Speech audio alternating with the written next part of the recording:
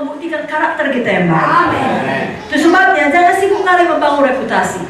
Karena kalau hanya membangun reputasi, tidak selamanya itu betul. Banyak orang bangun reputasi supaya dilihat orang baik saja. Kalau karakter baik, reputasi biasanya Iya, benar. Amin. Tapi kalau reputasi baik, tidak belum tentu Karakter. Amin. Tapi kadang-kala bagi orang yang panggilannya khusus bisa jadi reputasinya buruk, seperti Yusuf ketika dalam bentukan dalam penjara, tapi karakternya baik. Amin. Seluruh dunia salah mengerti. Jadi yang paling perlu apa kata Tuhan? Iya, amin. Reputasi itu apa kata orang? Tapi karakter apa kata Tuhan? Amin. Jadi itulah yang kita kejar. Yakni karakter atau kejujuran, ketulusan, ya, atau dikatakan integritas kita, Iya. komitmen kita.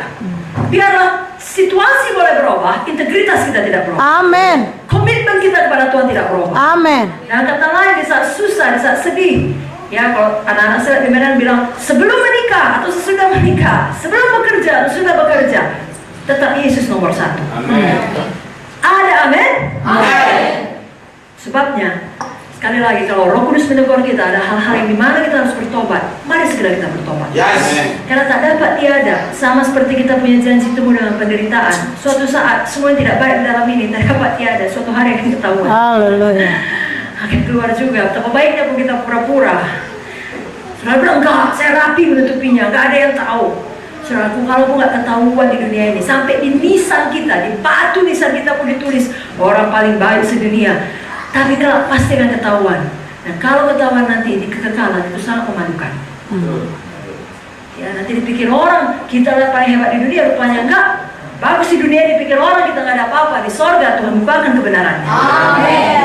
Ya, karena Tuhan sudah berjanji, aku akan memunculkan kebenaranmu seperti terang dan hakmu seperti siang. Yes. Tapi Tuhan memang tidak pernah mengatakan di dunia ini saja pasti. Bisa jadi di dunia akan datang. Tahukah saudara, seperti kata Ibu Munte tadi, dunia akan datang, itulah yang sebenarnya.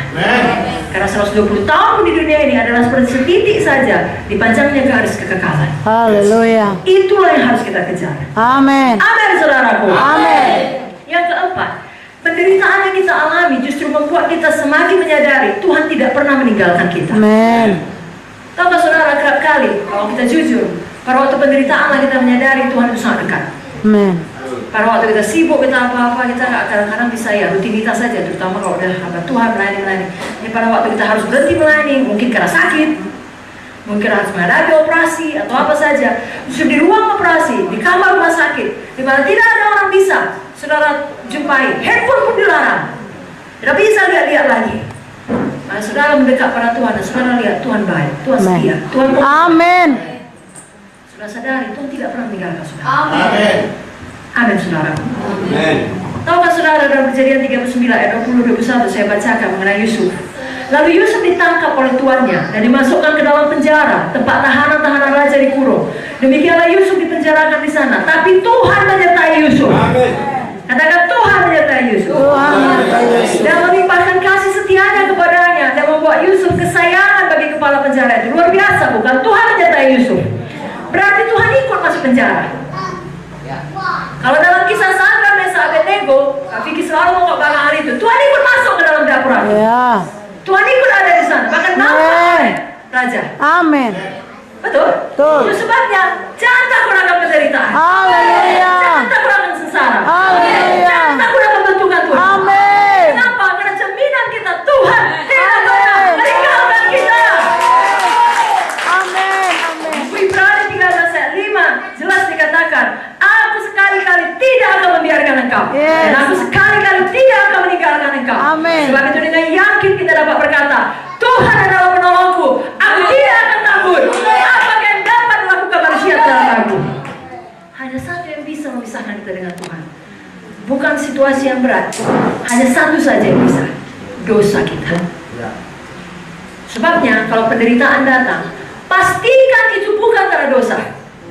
Sepanjang hati nurani saudara tidak menuduh saudara, walaupun kita belum sempurna. Tapi kalau itu bukan karena dosa saudara, maju saja, walau seluruh dunia melawan saudara. Karena yang jelas Tuhan menyertai saudara. Amin. Tapi kalau memang ada bagian kita, ada dosa kita bertobat. Amin, saudara. Amin. Dan tidak perlu marah pada Tuhan kenapa ini jadi, karena memang hasil taburan kita. Apa yang kita tabur harus kita tuai, itu hukum Tuhan. Ya, bukan Tuhan tidak mengampuni atau tidak memulihkan. Sama seperti kalau ada seorang gadis, ya, masuk ke dalam dosa percabulan, dosa kenajisan, lalu hamillah dia di luar nikah. Bukan Tuhan tidak bisa mengampuni kalau dia mohon ampun kepada Tuhan, ya dia ampuni Tuhan. Tapi kan setelah dia ampuni bukan hilang janin itu. Iya. Hilang, kan enggak?